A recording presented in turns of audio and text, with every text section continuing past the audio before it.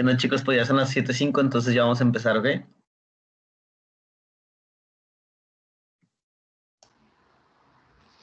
Sí, bueno, ¿qué onda? Buenas tardes. Pues somos, bueno, ahorita les decimos quiénes somos, pero les vamos a les vamos a explicar un poquillo de electrónica enfocada a Arduino, pero bueno, va a cubrir un poco de electrónica en general. Entonces, pues en sí, nosotros somos, bueno, yo soy José Cisneros y SDR, quinto semestre. En el equipo me he enfocado en los que, pues, 2 años que llevo en el área de programación y también en el área de electrónica. ¿Qué onda? Yo soy Aldo, también ISR quinto semestre. Yo en el equipo también me he enfocado en mecánica. He participado en las competencias de Rescue Maze. Fui al Mundial en 2019 y ahorita estoy trabajando para Home. Hola, yo soy Gaby. Estoy en 9º semestre, estudio mecatrónica. Normalmente estoy en la parte de mecánica de roborreos. Entré para la competencia de Soccer Open y ahorita estoy trabajando en el Home.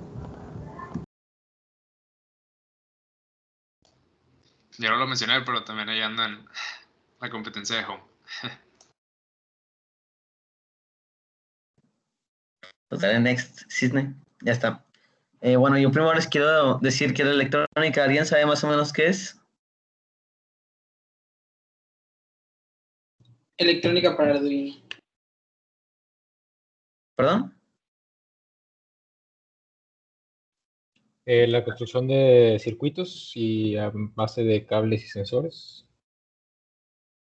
Sí, pues miren, básicamente pues electrónica, pues digamos que son componentes que utilizan para, o sea, podemos crear, no sé, celulares, cosas así. Normalmente utilizamos corriente directa y voltajes muy bajos. El estándar es 5 volts, aunque ahorita está cambiando a 3.3. Su finalidad práctica es la elaboración de circuitos que sirvan para la confección de artefactos de utilidad para la sociedad. Dale next, Cisne. Bueno, los componentes básicos para poder analizar un circuito electrónico es el voltaje, la corriente o intensidad y la resistencia. Entonces, pues bueno, no sé si ven el dibujito de arriba de los monitos, pues básicamente así es como se funciona la electrónica. Haz de cuenta que la resistencia se mide en ohms y es como si pusieras como un nudo que no dejara pasar tanto. La corriente se mide en amperes y es lo que fluye, y el voltaje es la fuerza con la que fluye. Entonces, por ejemplo, si lo vemos como si fuera una manguera, el voltaje sería la fuerza que tiene esa agua y la corriente es qué tanta agua está pasando por ahí. Y pues la resistencia sería, no sé, alguien que está aplastando la manguera o algo por el estilo. Para poderla calcular existe la ley de Ohm, que es voltaje es igual a resistencia por corriente, o V es igual a R por I, que es este triangulito. Entonces nosotros podemos ver que, por ejemplo, si tú tapas la parte de arriba de voltaje, o sea, a ver, déjame ver si puedo anotar. Creo que no sé cómo, pero X, ustedes tapan arriba la parte de voltaje, pues te queda que voltaje es igual a corriente por resistencia. Lo que sí no se puede apuntar, ¿ya no? O por ejemplo, si quieres sacar corriente, pues tapas ahí y la sacas dividiendo voltaje sobre resistencia, o resistencia, tapas la resistencia y la sacas dividiendo voltaje entre corriente. ¿Hasta ahí alguien tiene una duda o quiere que especifique un poco más?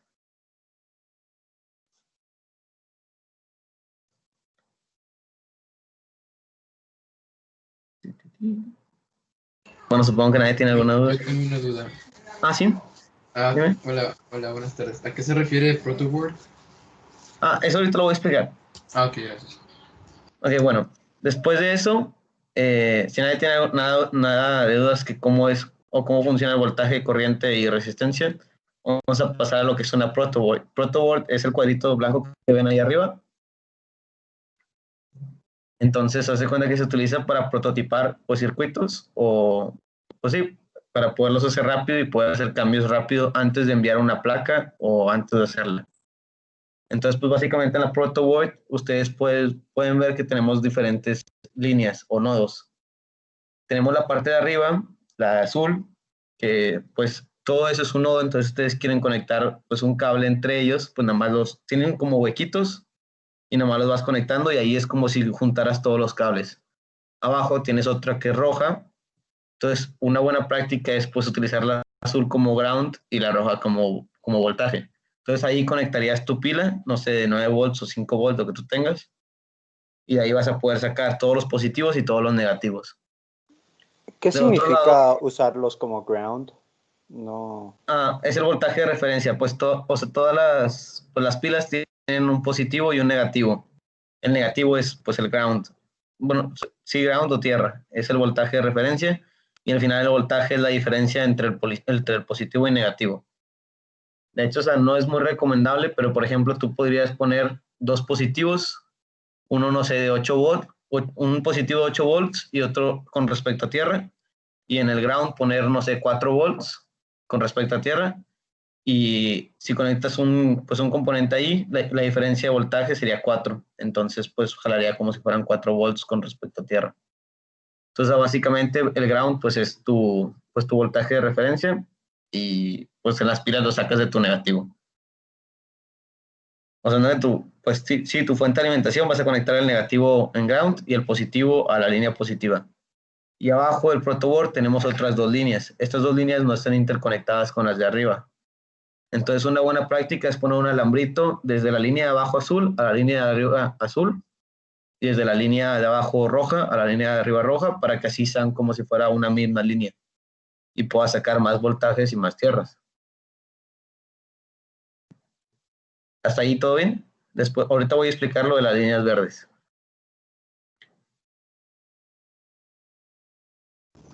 Todo bien. Ok, bueno. Dime. Perdón, no entendí muy bien por qué es una buena práctica, cómo eso ayuda a que tengas más. Sí, es que, a ver, permíteme. Cisneros, ¿cómo le puede hacer para sacar al apuntador? Pues creo que te tengo que permitir el control. Pero aquí están, yo lo tengo. Si quieres, bueno. No, pero permítemelo para apuntar yo. Bro, sí, solicita el control. O sea, no te puedo buscar así nada más, tienes que solicitar el control. Pero bueno, si quieres, mientras le explico un poquito.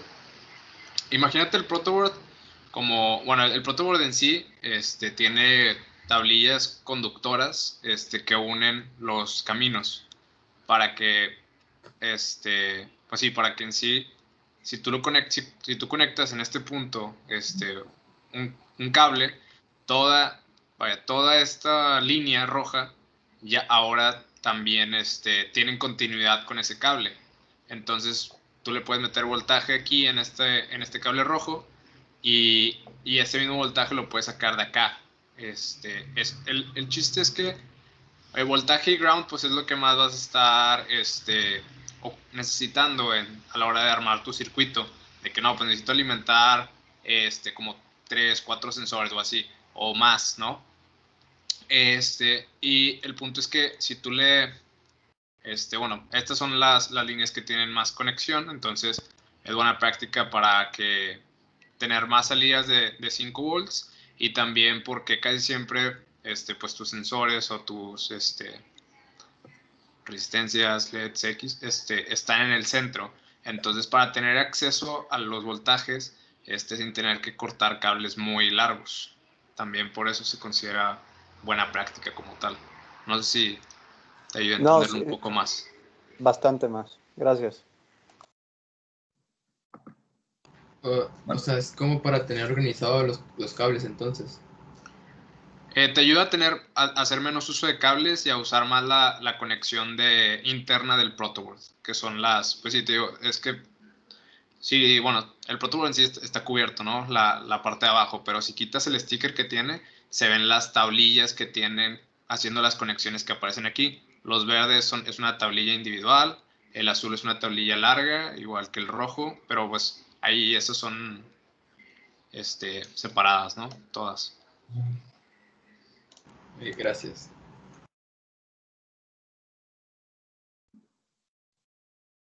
Bueno, pues yo todavía no puedo ver cómo tomar el control, pero bueno. Entonces, o sea, por ejemplo, si nosotros queremos conectar varios LEDs, estoy hablando de bastantes, entonces tú podrías, por ejemplo, o sea, conectarte un LED del positivo y negativo de abajo, y si los puenteaste, o sea, los conectaste, después si el LED otro lo tienes arriba, pues lo puedes conectar desde el positivo y negativo de arriba. Y así pues te ahorras bastantes distancias de cable y eso ahorra espacio y da más orden al circuito y lo puedes interpretar más fácil.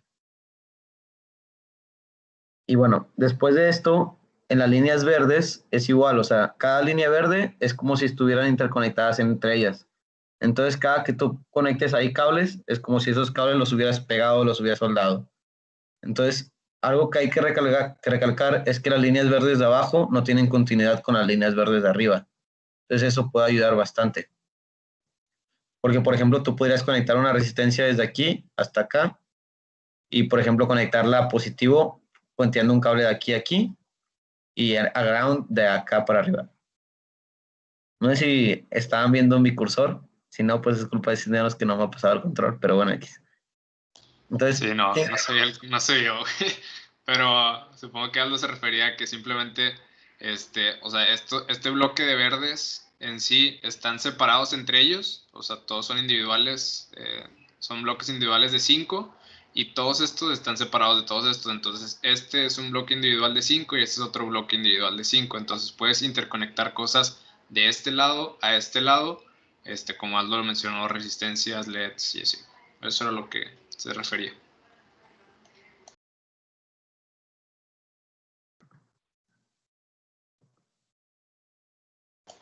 Aldo, te cedo la palabra de nuevo. No, hombre, ¿qué hiciste? no. Ahora ¿Puedes compartir tu compartiste tú. pantalla? Muy bien. Pues Bueno, ahorita que están viendo, es que, hijo, es que estoy está viendo. bien raro. Pues comparte tú la pantalla ya, X, no puedo recuperar el control, pero X, comparte la pantalla y le seguimos así. Según yo, quitaste mi pantalla, pero. Ahí va, no. Aquí está. Bueno, pásalas. ¿Alguien tiene alguna duda de cómo se utiliza el protoboard? Como quiera, ahorita va a haber una práctica donde se va a ver dónde, o sea, cómo se usa de una mejor manera. Yo Ajá. tengo una- Sí, dime. Pero es acerca de qué está hecho el protoboard. El protoboard, haz una que de arriba está hecho de plástico y de abajo las líneas que tú ves, las verdes y las azules y las rojas, abajo son como una línea de cobre o pues de algún metal conductor. Entonces, pues cuando tú conectas un cable, pues este cable toca el metal conductor, entonces es como si hubiera, pues sí, hay conducción debajo. Ok, es igual en las verdes, ¿verdad? Sí, todas son iguales, o sea, y en realidad pues no son de colores, o sea, todos son del mismo color. Nada más, o sea, en la ilustración son de ese color para que las puedas distinguir mejor. Pero en sí, pues no sé si puedas poner una imagen de un protoboard, Cisneros, para que lo vean, o sea, de un protoboard de verdad. Y si conecto de los verdes a los azules, ¿también se pasa corriente? Sí, sí, sí. Ok.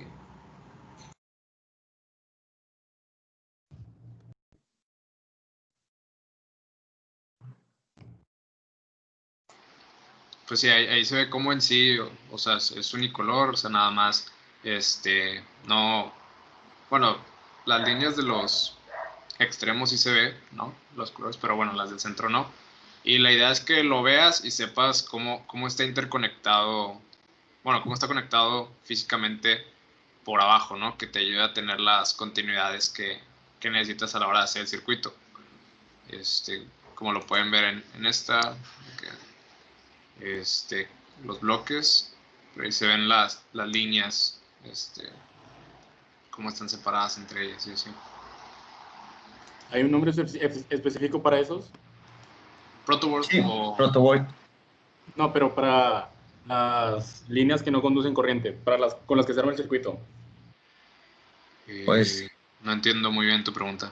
Ah, o sea, sabemos que la azul y la roja son positivo y negativo y positivo, pero las verdes, ¿cómo se llaman?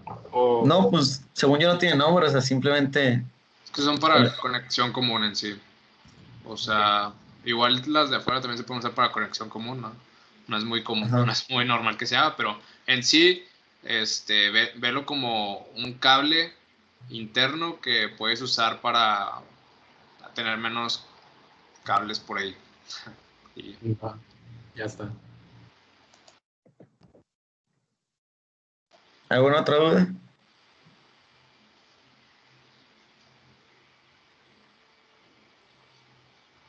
¿No? Bueno, puedes pasar a la siguiente. Por Vicente. Bueno, lo primero que le vamos a explicar es qué es un microcontrolador, ¿no? Entonces, como viene ahí en la presentación, un microcontrolador es un circuito integrado que en su interior tiene una unidad central de procesamiento, que sería el CPU, las unidades de memoria RAM y ROM, y puertos de entrada y salida más periféricos. Entonces, el microcontrolador es capaz de ejecutar las instrucciones que tienen grabadas en su memoria, es decir, el programa que tú le subes, y cada una de sus partes pues tiene funciones específicas, ¿no? Entonces, en el caso del Arduino, ¿le puedes dar a la siguiente, por favor? En el caso del Arduino se pueden tener ahí inputs y outputs digitales y analógicos. Entonces, bueno, el Arduino es una placa de desarrollo de hardware que tiene entradas y salidas. ¿Qué quiere decir esto? Que tú al momento de programar el Arduino puedes sacar de estos pines de aquí arriba valores de voltaje o también recibir información de sensores y otros dispositivos, ¿no?, que le conectes. Y para bueno, en un momento explicaré la diferencia entre los digitales y analógicos. Pero se pueden observar aquí también que tienes una parte de voltaje que te saca el voltaje, donde se conecta el ground, que es muy importante cerrar el circuito. A muchos se les olvida cerrar el circuito con el Arduino y luego tienen problemas porque no tienen ese voltaje de referencia. Y pues algo importante es que es programable. Entonces, otra cosa importante que deben de saber es que para alimentar tu circuito no deberías usar el Arduino, o sea, solamente deberías de sacar señales y recibir señales con el Arduino, y se recomienda usar una batería externa para alimentar el circuito que estés armando, ya sea el de un motor, el de un LED, o bueno, un LED podrías prenderlo con el Arduino, pero al momento de poner ya muchos, el problema es que te consume mucha corriente y podrías tener problemas también. Entonces, bueno, como les dije, hay dos tipos de señales, ¿no? Entonces están las señales digitales y las señales analógicas. Entonces, las señales digitales son solamente, bueno, son aquellas que solamente tienen dos valores, 1 y 0, encendido o apagado, ¿sí? En el caso del Arduino, cuando sería el encendido te darían los 5 volts y cuando están apagados te daría 0 volts. Y luego están las señales analógicas. Las señales analógicas son las que tienen un valor de variación continua. Aquí se puede ver como se puede representar como una curva. Entonces varían continuamente a lo largo del tiempo. Entonces tienen más valores de rango, por decirlo así, entre su máximo y su mínimo. Y en realidad lo que lee el Arduino no es una señal analógica pura, sino que realiza aproximaciones discretas o digitales, como viene aquí en la imagen de la izquierda, y para poder leer estos valores, y en el caso de las salidas utiliza PWM.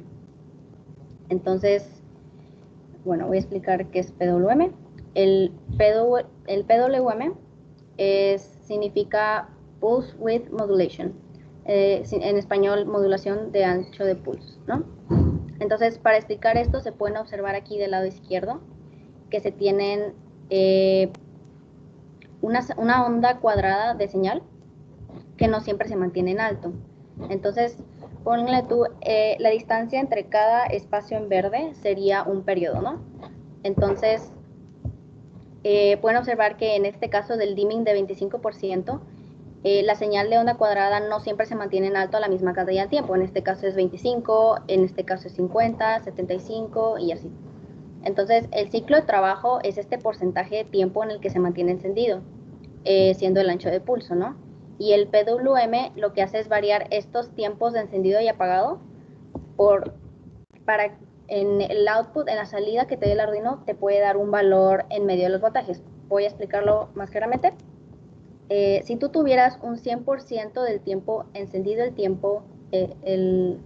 pin de los 10 volts, entonces tu Arduino te estaría dando 10 volts de salida, ¿sí?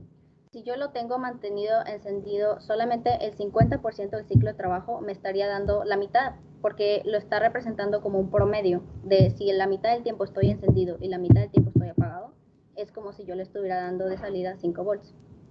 Y en el caso del 25%, pues sería igual, lo dividirías entre 4 y te da 2.5 volts. Esta es la manera en la que se puede obtener salidas analógicas entre comillas, donde se simula con PWM, pero sigue siendo digitales internamente.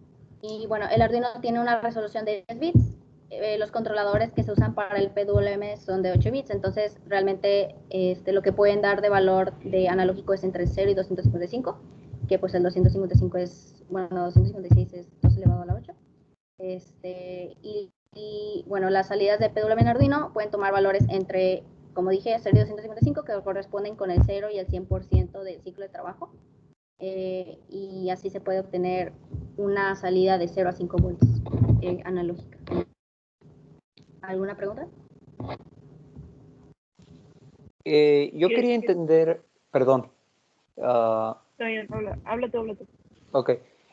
Yo quería entender porque estoy medio confundido con el concepto de dimming. Así que los periodos se hacen más largos porque están más tiempo aprendidos. ¿Por qué se hace como que la tabla al comienzo como que está inversa totalmente? No, en realidad el periodo es el tiempo, por decirlo así, que está entre una línea verde y otra. Entonces, en realidad no es que el periodo se haga más largo o más corto, es que tú mantienes encendido el voltaje a todo dar, por decirlo así, solamente una parte de ese tiempo. Entonces, como dije, si lo mantienes encendido el 100% del tiempo, entonces estás dando como output 10 volts en este ejemplo. Bueno, en el caso del Arduino serían 5 volts.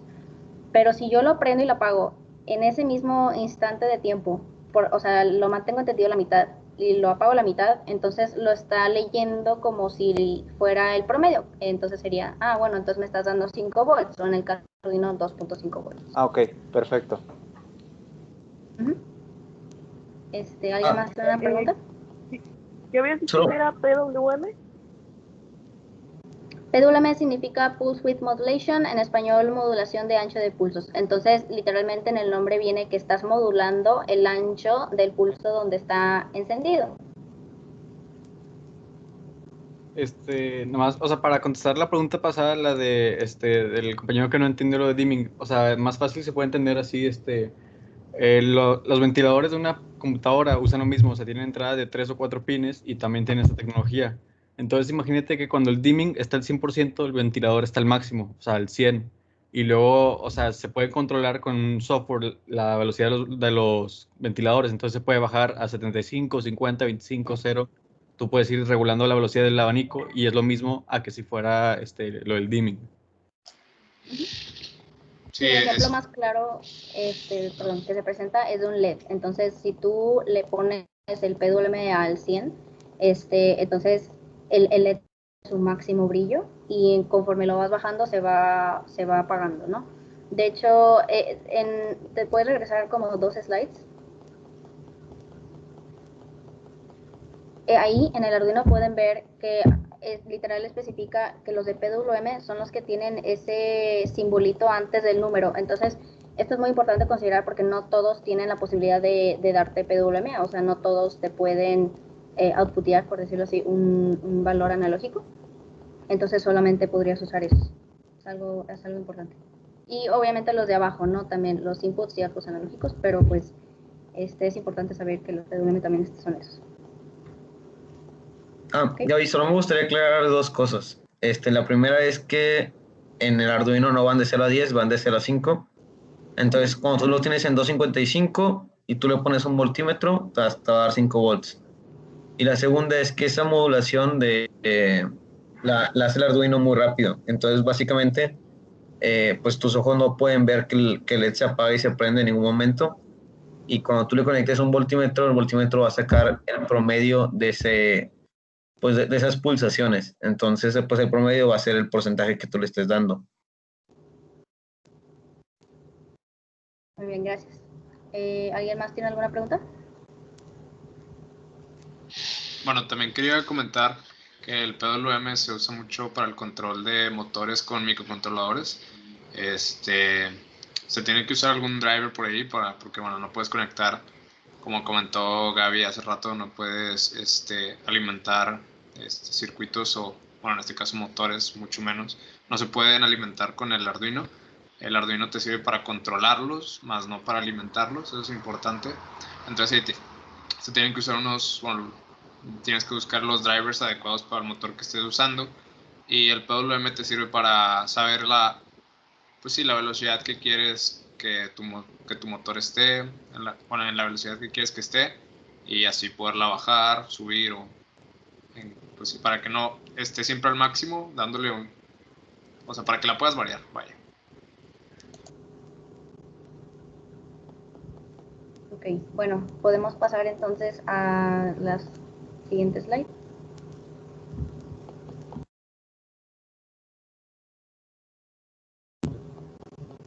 ¿Aldo? Sí. ¿Sí me puedes pasar el control? Sí, es terco.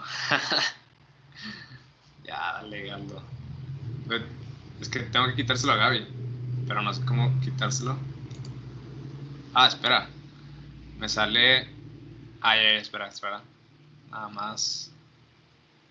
Un segundo, por favor.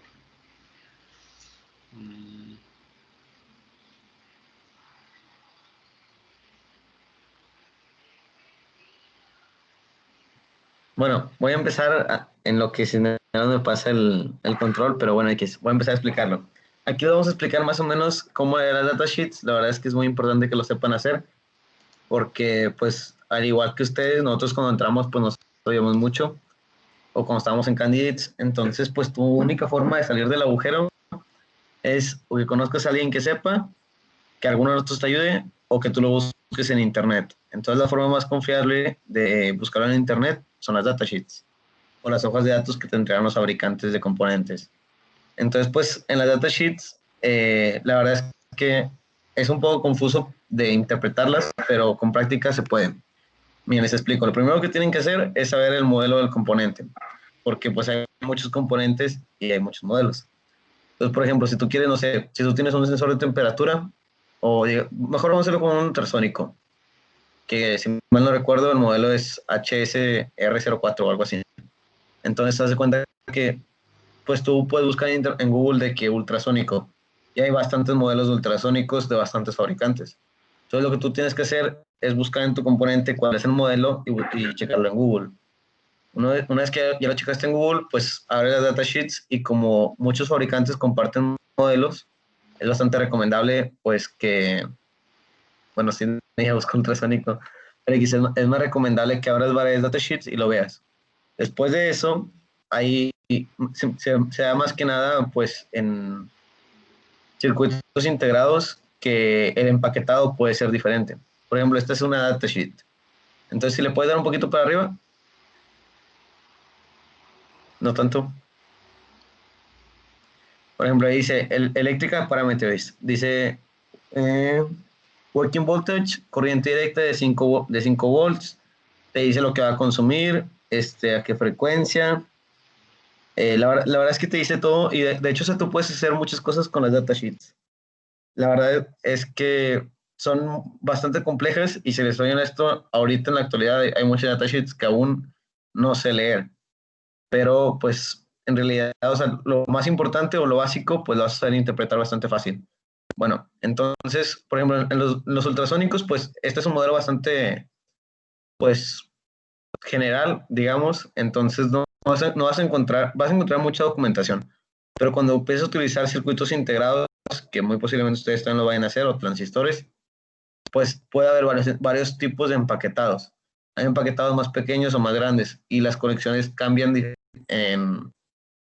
pues dependiendo de los empaquetados. Entonces, lo que yo les recomendaría es que primero busquen cuál es su modelo, lo busquen en internet, abran varias datasheets, después en las datasheets chequen el tipo de empaquetado, y ya pues con el empaquetado ahí empiezan a ver pues cómo van las conexiones y eso. También me gustaría saber que en las datasheets es bastante común que las datasheets las hagan los fabricantes por familias, no por modelos. Entonces, aunque tú busques la datasheet de un componente, cuando la abres, muy posiblemente dentro de esa datasheet va a haber toda una familia de componentes, no sé, unos 5 o 6 componentes, y cada uno, aunque son muy parecidos, se conectan diferentes.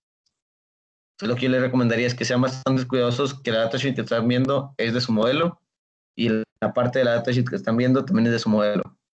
En la datasheet van a encontrar cosas como pues el pinout, ver cómo está conectado o cómo se debería conectar su sensor y pues como les decía, a qué voltaje trabaja, cosas así.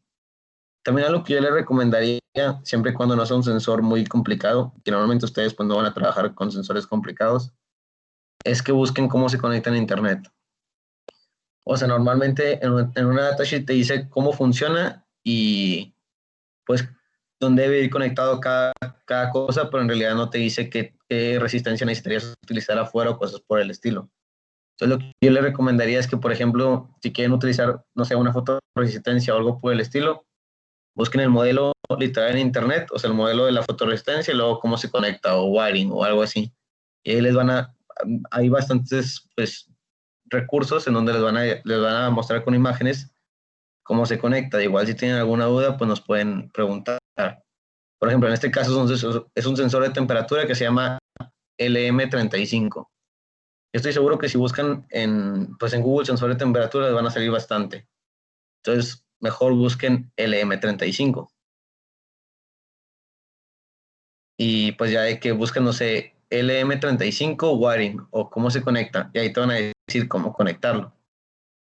Por ejemplo, miren, a eso es lo que les decía de diferentes empaquetados. O, bueno, hay algunos que, miren, por ejemplo, ahí el de 650 es un Melexis. Entonces es un sensor de temperatura, pero es diferente. Entonces, pues aunque comparten nombre, pues no es el mismo modelo. Entonces, lo que yo diría es que busquen sensor de temperatura LM35 y luego ahí les aparece datasheet. Pueden ver también videos de tutoriales. Y si buscas Syneros LM35 wiring,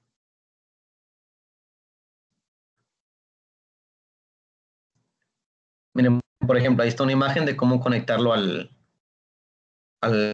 Arduino. Entonces, la verdad es que está bien fácil. Literal, ahí nomás te dicen que lo conectes a ground, tierra, y el del centro, la patita, lo conectas a un analógico.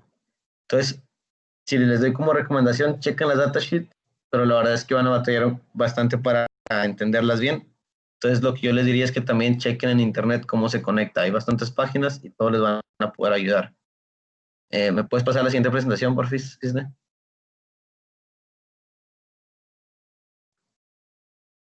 Por ejemplo, aquí, la datasheet de una fotoresistencia. Esta fotoresistencia, pues básicamente se utiliza pues para medir, bueno, la fotoresistencia, la cualidad que tiene es que la resistencia varía dependiendo de la intensidad de luz que tiene. Entonces, por ejemplo, tú con una fotoresistencia puedes saber si una superficie es oscura o una superficie es clara, midiendo pues el nivel de resistencia que tiene. Pero es un error conectar la resistencia directamente y en la datasheet muy probablemente no te vaya a decir cómo conectarla a un circuito.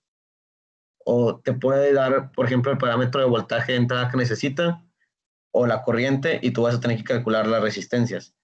Entonces sería mejor que busques en Google cómo se conecta a una fotoresistencia. Mira, busca, por favor, Cisne.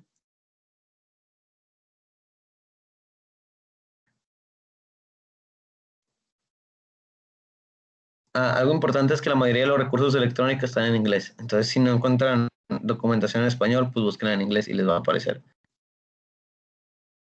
Por ejemplo, aquí ya les dice qué resistencia utilizar. Estoy seguro que si le das clic a esa página, te va a decir qué resistencia utilizar y cómo se conecta.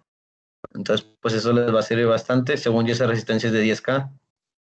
Entonces, pues siempre hagan sus búsquedas en internet y traten de comparar varios circuitos para ver, pues, cómo funciona, porque puede ser que alguien haya hecho mal su diseño y lo suba o que no esté tan bien como otros.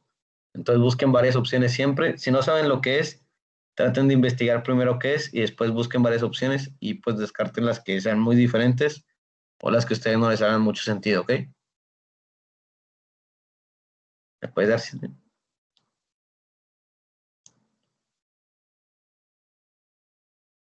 dar? Bueno, por ejemplo, aquí, si ven o sea, en las fotoresistencias, ahí aparece part number y aparecen bastantes partes.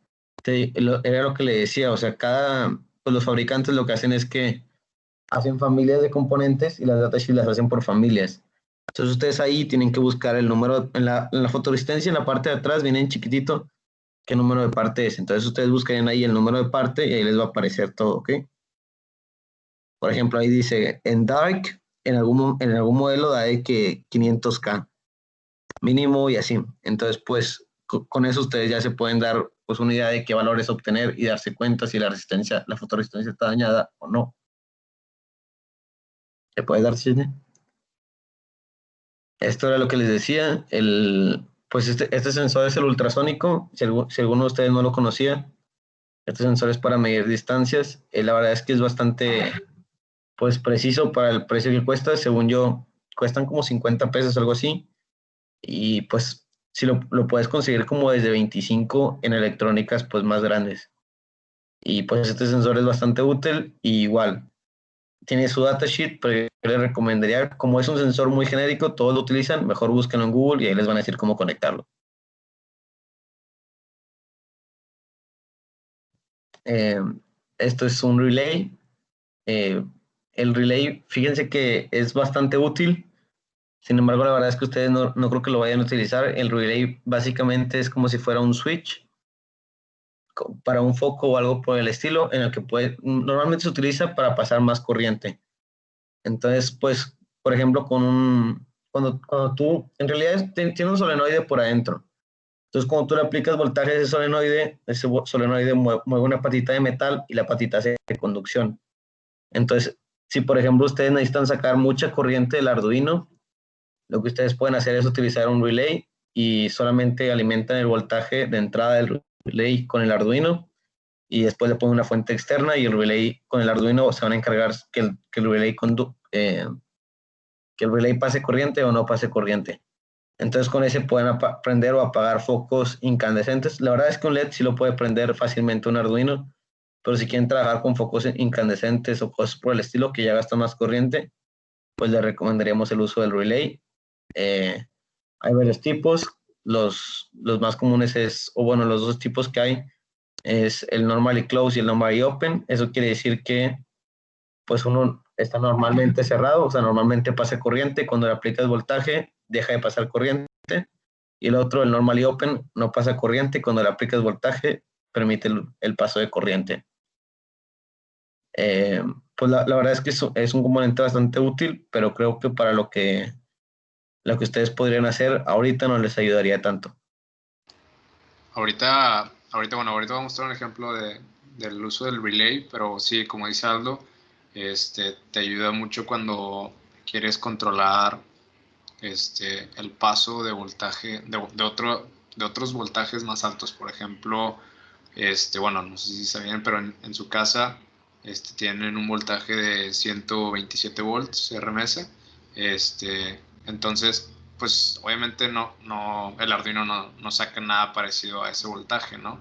Pero lo que puedes hacer es con el Arduino y un relay controlar el paso de esa corriente, de ese voltaje, para prender un foco, ¿no? Entonces el relay es lo que se usa cuando hacen, pues sí, sistemas de control para luces o algo así con Arduinos o con microcontroladores en general.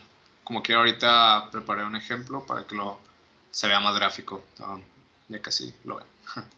De hecho, también un uso muy común de los relays es en los carros. No sé si, pues supongo que la mayoría de ustedes han prendido un carro y hacen, pues,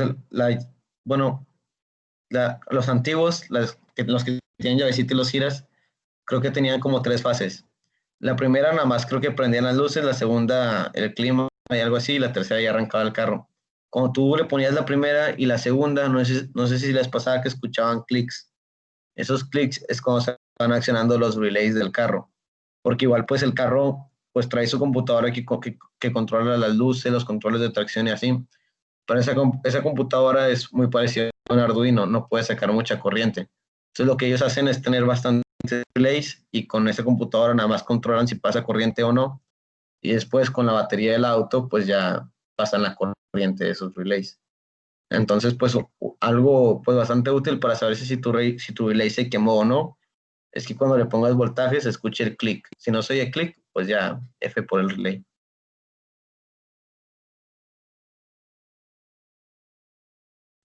No, preparamos unas actividades para que los entiendan mejor las dudas. Bueno, si pueden llegar a tener dudas.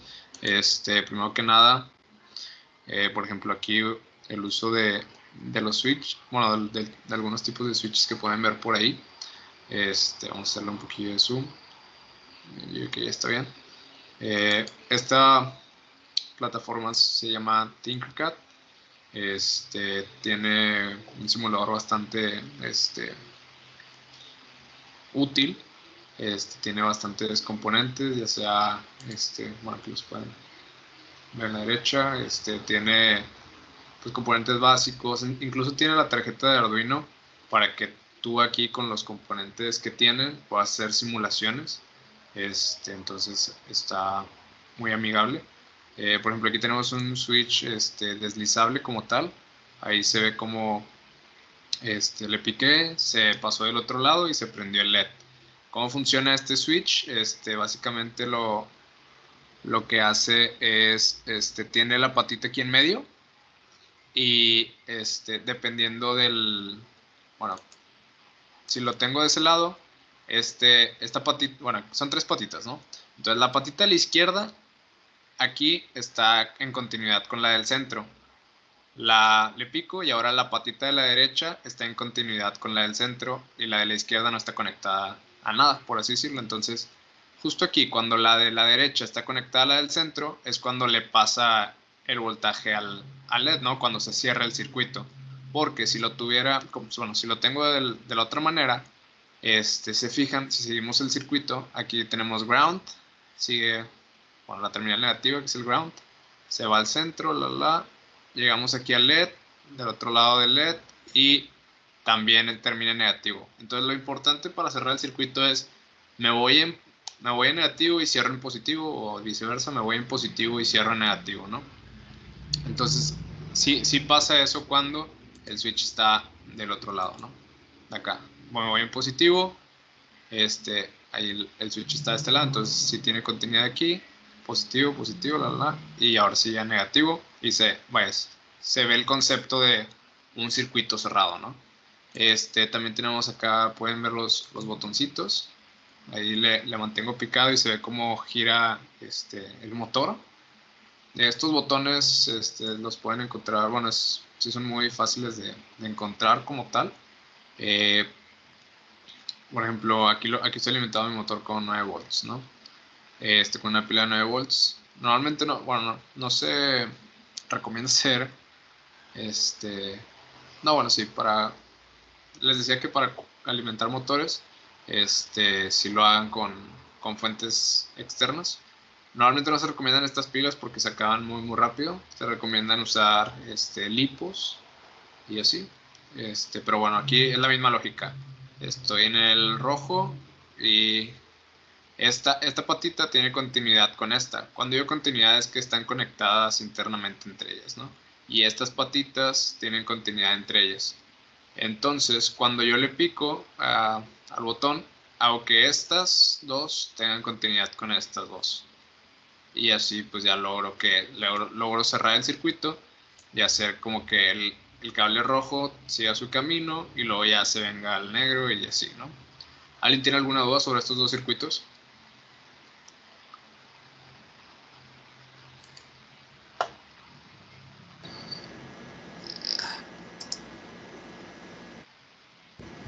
Yo solo quisiera agregar, ¿le puedes hacer zoom a donde tienes la resistencia? ¿A la resistencia? Sí, o sea, como que se vea más de cerca. Todo, un poquito más, ándale. Ok, bueno, como pueden ver ahí, nunca se conecta algo en las partes verticales, porque es como, o sea, como les enseñamos anteriormente, esas partes están conectadas ya entre sí, con un pedacito de cobre debajo de la placa. Entonces, si estás haciendo esto, lo que va a pasar es que va a ignorar el componente por completo y se va a ir o sea, la corriente. Lo que pasa es que va a buscar el camino donde tenga menor resistencia. Entonces, si tiene la opción de pasar por una resistencia o por el simple cobre que realmente no tiene resistencia, se va a ir por el cobre. Entonces, si te equivocas y lo conectas de la forma vertical, puedes quemar lo que sea que tengas después de la resistencia. Entonces, como pueden ver ahí, las únicas conexiones que se hicieron eran entre filas. Digo, entre columnas. Y eso es todo. Sí, también es importante ver, bueno, El LED tiene polaridad, a esto me refiero con que importa cómo lo conectes, las resistencias no tienen polaridad. Bueno, pero el LED tiene aquí como dice, un ánodo y tiene un cátodo.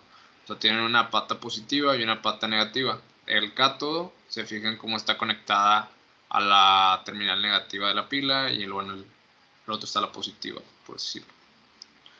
Es con referencia a cómo fluye, ¿no? La corriente y así. Bueno, si nadie tiene dudas de este circuito que estaba relativamente sencillo, vamos a pasar del potenciómetro. No sé si alguien ha escuchado los potenciómetros antes, pero bueno, un potenciómetro es una resistencia variable como tal. Bueno, esta es una resistencia fija y esta es una resistencia variable, ¿no? Aquí le pico Start Simulation. Y lo que va a hacer es, el potenciómetro va a agregarle va a agregar resistencia, por así decirlo, y va a hacer que prenda, por ejemplo, bueno, aquí el potenciómetro está en 0, por así decirlo. Sí, porque el potenciómetro va de 0 a 10, por ejemplo, bueno, creo que este es de 10K, ahorita lo checo, pero bueno, el punto es que va de 0 al valor que lo hayas comprado, ¿no? Entonces, por eso se agrega esta resistencia aquí afuera, para que cuando el potenciómetro esté en 0, haya una resistencia activa de mínimo el valor que tiene esta, ¿no? Entonces, el potenciómetro en sí tiene una terminal negativa, por así decirlo, una terminal positiva, y la terminal del centro es la terminal con la resistencia ya, no sé cómo lo diría, con la resistencia del potenciómetro ya tomada en cuenta, por decirlo, con la caída de ese voltaje, incluyéndola en el circuito, por así decirlo. Entonces, pues bueno, en este circuito lo que está pasando es, se usa esta resistencia, luego aquí está entra el potenciómetro, y sale el potenciómetro por aquí, y ahora sí esa va LED. Entonces, pues aquí yo la varío y veo qué tanto quiero que... Ahí se ve cómo va disminuyendo la luz de LED, ¿no? Porque esta resistencia se está incrementando, está consumiendo más voltaje, hay una caída mayor y ya no le queda nada al LED, ¿no? ¿Dudas sobre el potenciómetro?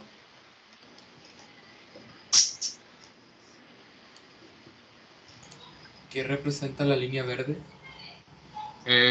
Simplemente es la salida del potenciómetro como tal. O sea, sí, es la entrada positiva del potenciómetro, entrada negativa y la salida del potenciómetro, ¿no? Ya la salida incluyendo la resistencia variable. Porque pues, si yo conecto este rojo directo aquí, y borro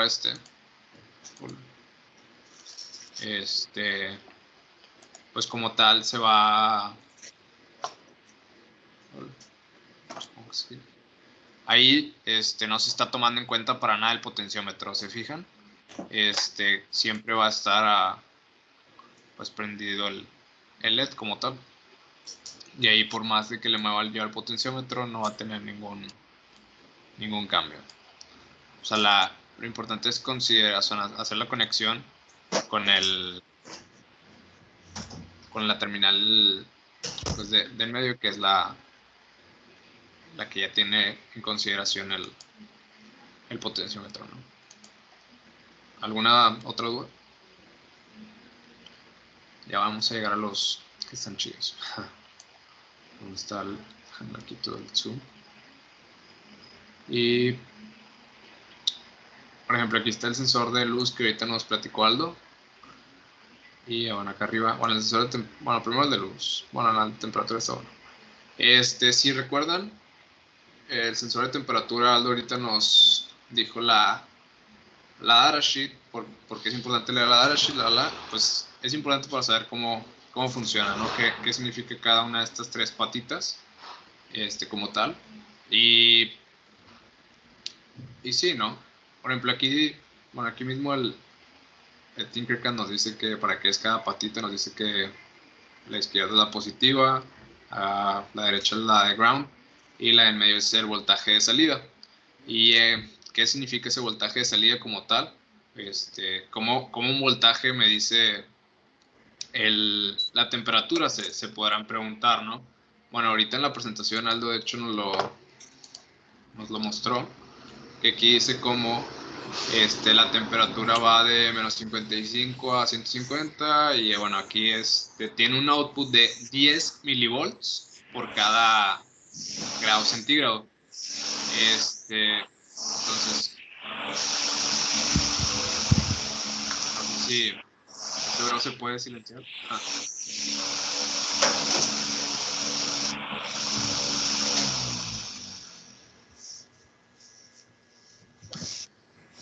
Bueno, supongo que ya, gracias. Entonces sí, ¿no?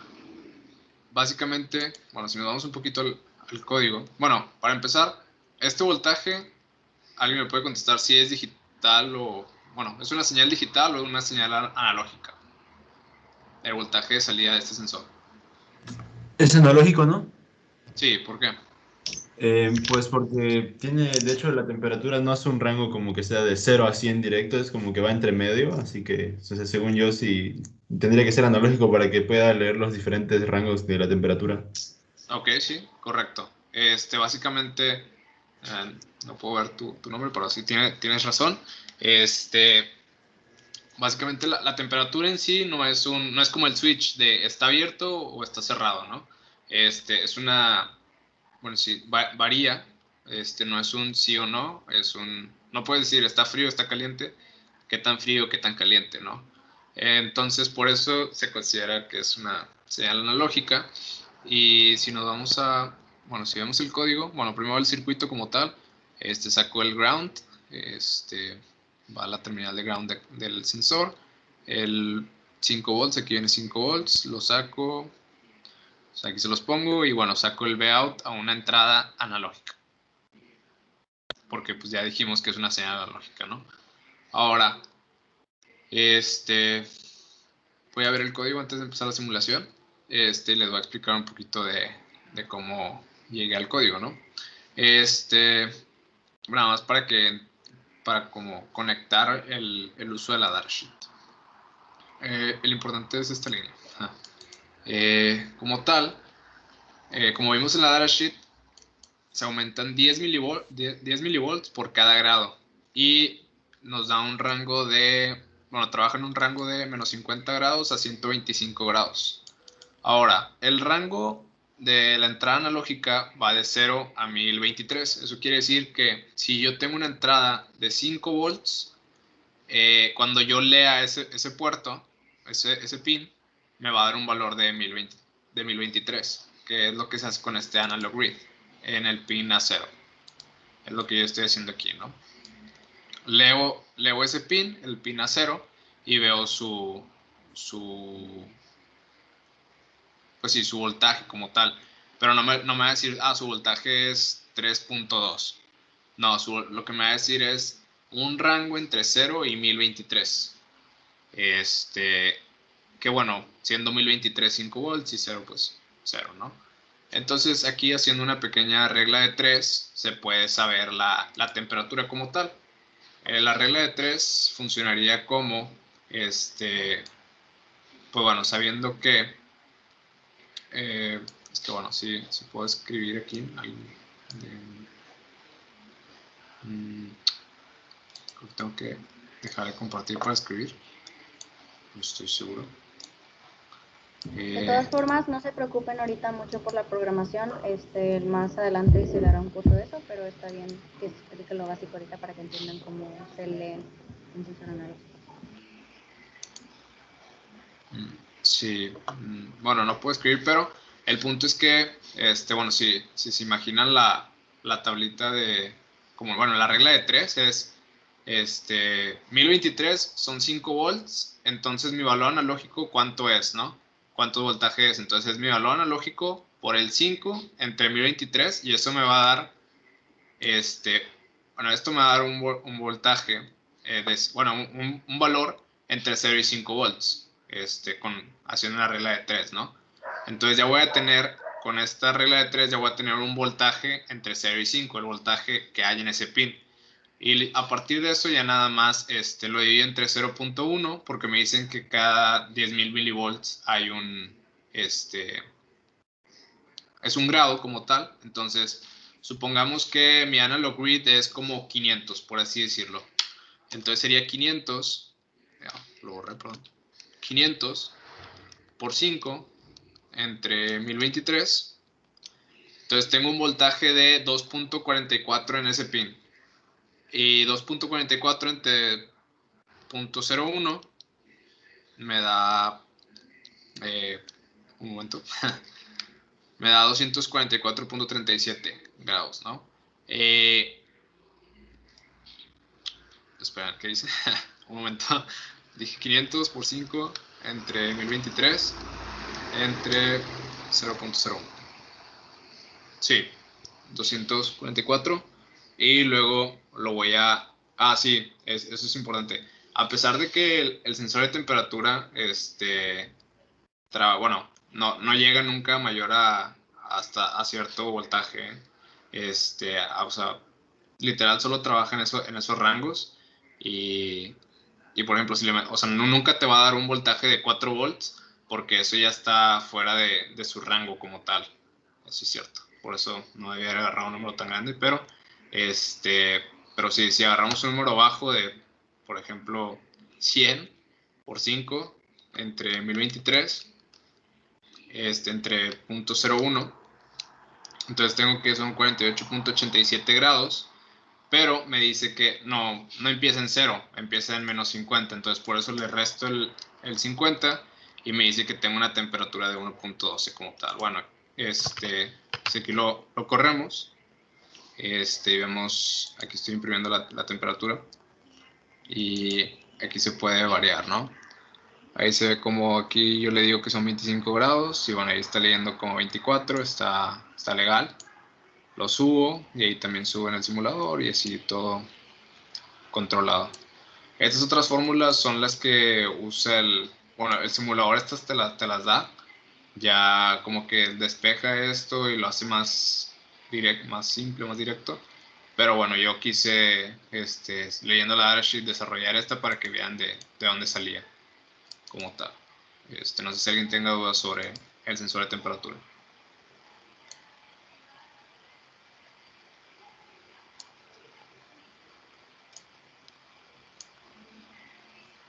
Pues bueno, el sensor de luz, que fue el que mencionó Aldo hace rato, que varía dependiendo de la luz que tenga. Por ejemplo, aquí, suponiendo, me llevo a cerrar el código, ¿no? Por ejemplo, ahí si le pongo la máxima luz, pues tiene mucha menos resistencia, entonces ya nada más está teniendo la resistencia la resistencia fija, ¿no? Y pues le doy por acá y ahora ya no tiene, ahora tiene una máxima resistencia, por lo que ni siquiera prende el LED. Entra en la categoría de los potenciómetros, bueno, junto con los potenciómetros entra en la categoría de resistencias variables como tal, porque bueno, sí, en el potenciómetro nosotros le movíamos, aquí pues es dependiendo de la luz como tal. Igual podemos leer este valor, o sea, podemos sacar el valor de aquí y leerlo en el Arduino para ver pues sí, para saber la luz que hay con la luz que está recibiendo ese fotodetector. Eso es, pues sí, es muy usado. El ultrasónico también lo mencionó Aldo. Bueno, el ultrasónico, ¿alguien se acuerda para qué servía? Aldo mencionó para qué servía. Medir distancias. La distancia, ¿no? Sí, el medir distancias. ¿Alguien sabe en sí cómo lo hace? Sí, creo que manda un pulso ultrasónico y o sea, rebota, ¿no? Y recibe lo que rebota y eso lo toma un tiempo, si no me equivoco, o algo así. Y luego ya usando ecuaciones matemáticas puedes calcular la distancia. Es correcto. Básicamente, tiene dos, se fijan que tiene como dos bolitas. Una es el trigger y el otro es el eco. Básicamente una envía una señal de sonido, rebota en una superficie, regresa y la lee el eco como tal.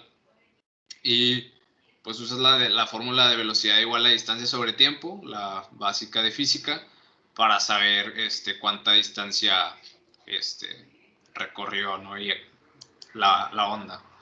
De igual manera, bueno, aquí está como la función para leer la distancia, X, igual, nada más leyendo los comentarios, el trigger es el que va a soltar la señal, entonces la ponemos en high, con high me refiero en 5 volts, entonces lo prendo, bueno, mando una señal durante 10 microsegundos, para que cuando yo la lea en el eco, ver, bueno, esta función de pulse in me dice cuánto tiempo en microsegundos se tardó en haber un cambio bueno, en recibirla para cuestiones más simples, ¿no? Entonces, literal lee el eco pin y nos devuelve el tiempo que se tardó en microsegundos en ir y venir la onda. Y bueno, ya nada más teniendo esa de Read Ultrasonic Distance, entonces aquí ya tenemos el ping time en microsegundos. Y bueno, como mido los centímetros, simplemente, bueno, como estamos usando ondas de sonido, bueno, la velocidad del sonido es bien sabida, está por ahí de los 331.5 metros sobre segundo, que bueno, pues yo quiero la distancia en centímetros, porque el ultrasónico tiene distancias hasta creo que 3 metros, pero jala mucho mejor en distancias de menores a 1 metro, ¿eh? Eso es importante que lo consideren. Y por ejemplo aquí, 331.5 metros sobre segundo, pero si yo lo multiplico por 100 ya es centímetros sobre segundo, ¿no? Entonces, pues la velocidad del sonido por los microsegundos que se tardó en ir y venir, pero pasados a segundo, aquí lo que hago es pasarlos a segundos para que sea centímetros sobre segundo por segundo y me queda nada más centímetros como tal. ¿Y por qué lo divido entre 2? Bueno, aquí lo estoy multiplicando por 0.5. ¿Alguien sabe? ¿Alguien tiene una idea? Y yo tengo una idea. A ver. Porque la distancia que te da es como que la distancia de ir y venir, lo que sería pues el doble. Es correcto, sí. Sí, básicamente, pues el tiempo que se tarda en leerla es, pues primero el que va y el que viene, ¿no? Entonces por eso se divide entre 2, porque en sí te estás calculando una doble distancia. Esa es la razón. Y pues ya esa es la lógica detrás del ultrasónico. ¿Alguien tiene alguna duda?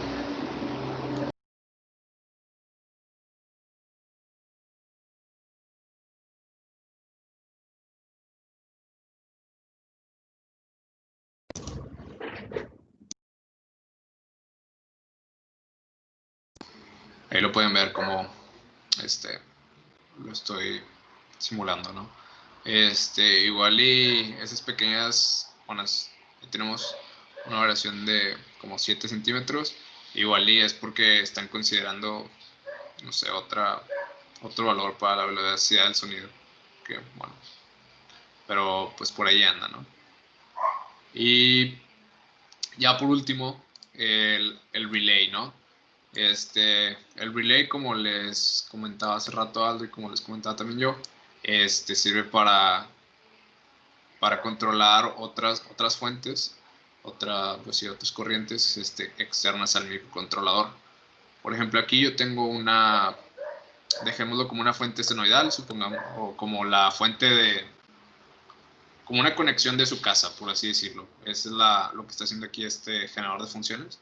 Una fuente muy grande como la de su casa. Y pues sí, lo que está haciendo es con esta fuente alimentar este foco, pero controlándolo con el Arduino, ¿no? ¿Y cómo se logra eso?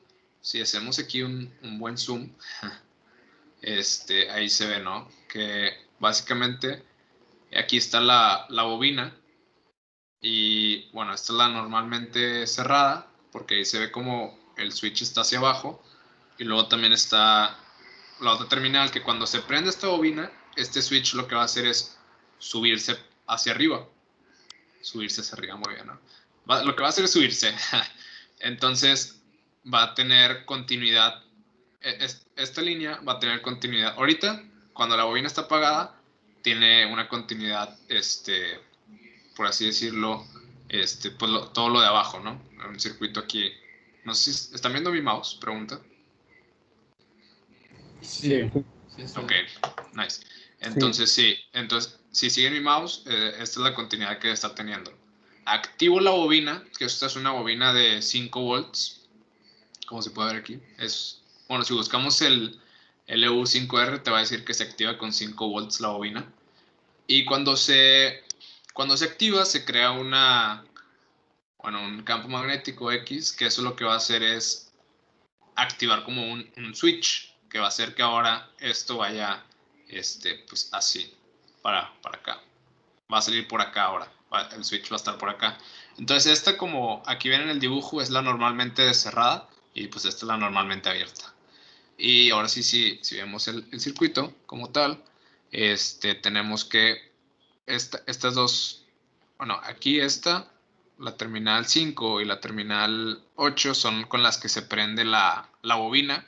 O sea, esas son las que van al microcontrolador. La terminal positiva y la terminal negativa. Aquí tenemos la positiva como tal, que va aquí. Si se fijan, bueno, ahorita lo estoy sacando de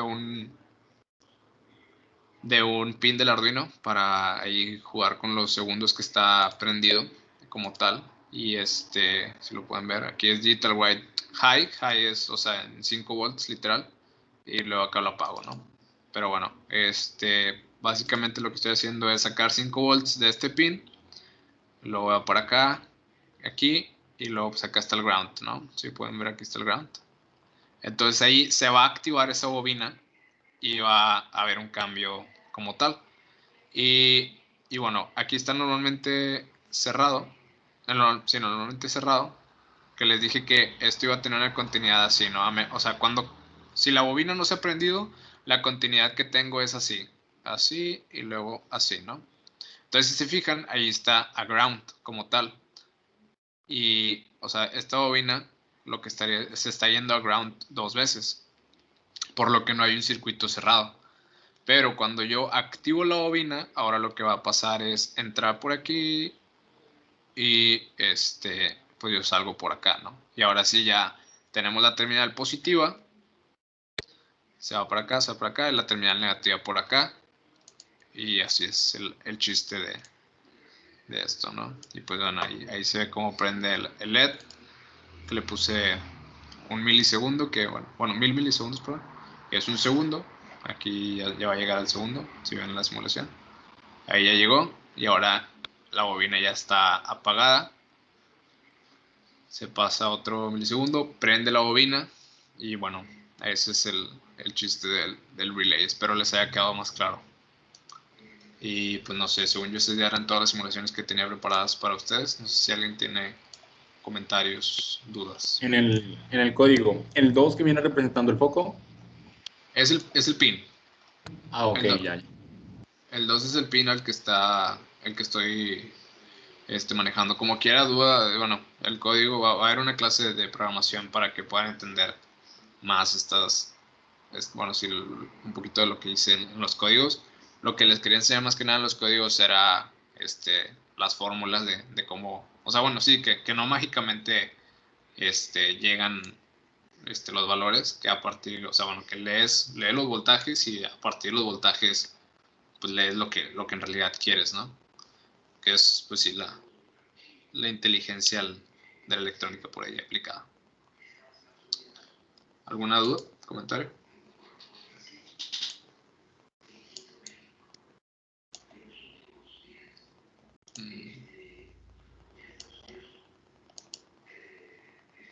Bueno, si no hay más dudas, damos la sesión por terminada. Entonces, nosotros nos quedaremos aquí un ratito más, por si alguien se quiere quedar a preguntar algo.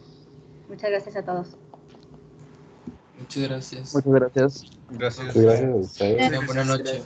Dale, descansen. Buenas noches. Bonita noche. Bonita noche. Yo tengo una pregunta. Sí, dinos.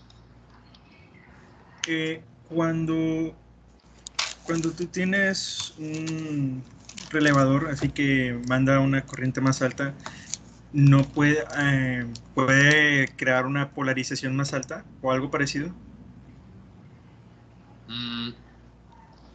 O sea, tú dices en la bobina. Es que, Sí. bueno, la bobina, es que si te fijas, el circuito de la bobina y el circuito del foco están separados completamente. No sé si, y pues en sí, este relay se prende con 5 volts, como tal. O sea, no hay un... Sí hay bueno, el campo magnético sí te puede afectar, a la hora de estar trabajando con Con el microcontrolador y lo demás. O sea, hay que tener cuidado con eso al estar haciendo circuitos. Fíjate que, bueno, Porque... sí he visto cómo si el campo magnético sí se afecta al microcontrolador, sí lo he llegado a ver, pero bueno, ahí era también un transformador. Bueno, sí, pero al final de cuentas es por los campos magnéticos, ¿no? Que crean ruido en las señales y sí te pueden... Que lo altera, ¿no? Ajá, igual y sí es importante hacerlo un poquito separado esto. O también, bueno, he visto cómo afecta bueno, se me fue el nombre, el MNO 055, que es un, bueno, es un sensor de orientación como tal. Se me fue el nombre chido que tiene, pero sí que como es, bueno, si es un acelerómetro, giroscopio X, ahí sí lo puede llegar a tontar de una manera impresionante. Entonces sí es importante tenerlos separados. Pero en sí... ¿Y hasta qué punto tiene...? Dime. Ah, perdón. No, dime. No, es que, por ejemplo, cuando yo estaba intentando hacer un circuito que obviamente no me salió, una de las cosas que también pasó fue la polarización que existía y que me das cuenta que cuando quería poner el Arduino, por así decirse, conectar al Arduino, lo que pasaba es que el Arduino se quedaba así, como que empezaba a fallar por lo mismo de que había un campo ahí. Entonces, Sí. bueno, a lo mejor fue otra cosa, pero ¿hasta qué punto podemos poner tanta corriente? Pues en las especificaciones O sea, sí vienen límites sí. de corriente como tal. Que bueno, aquí mismo te dice que el límite de su corriente en corriente alterna es 3 amperes y en corriente directa también es 3 amperes, nada más, lo que cambia es el voltaje. Entonces, igual y supongo que esa es la corriente máxima que debes de considerar en su... Pero bueno, eso no es en la bobina, si te fijas, eso es lo que pasa por el normalmente abierto y el normalmente cerrado. En la bobina, como se está activando con 5 volts, no hay una corriente enorme, ¿me entiendes? La corriente es muy, muy pequeña, entonces pues por ahí no va. Ok. Es más Gracias. digo, sí, se va a crear un campo, pero no creas que el campo está enorme.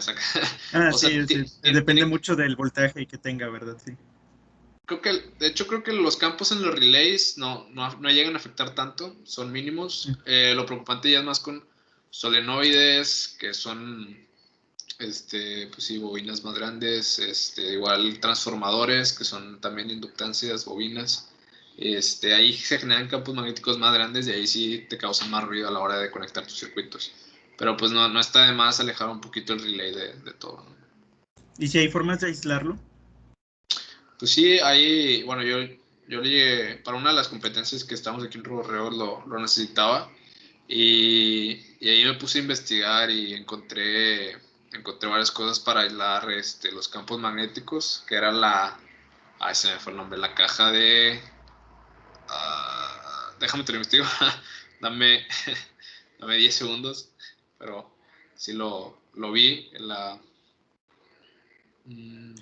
Es que yo leí que era como una cubierta pequeña de plomo o algo así. Sí. La jaula de Faraday, sí. Se pueden hacer una jaulita de Faraday para... Ah, mira, alguien la puso en el chat, muy bien. Andrea Marisol, sí. Nice. Pero sí, bueno, las jaulas de Faraday tienen ese propósito, bloquear los campos magnéticos como tal. Y pues no sé si alguien tiene otra duda, tienes alguna, no sé si te dejé claro tus dudas. Sí, me quedó claro. Gracias. Nice. De nada. Voy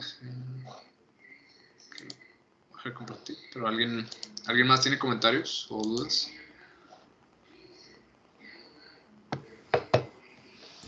Un saludo al Aldo. Pues. Mira, técnica en electrónica. Pirro, técnica en electrónica. Espera.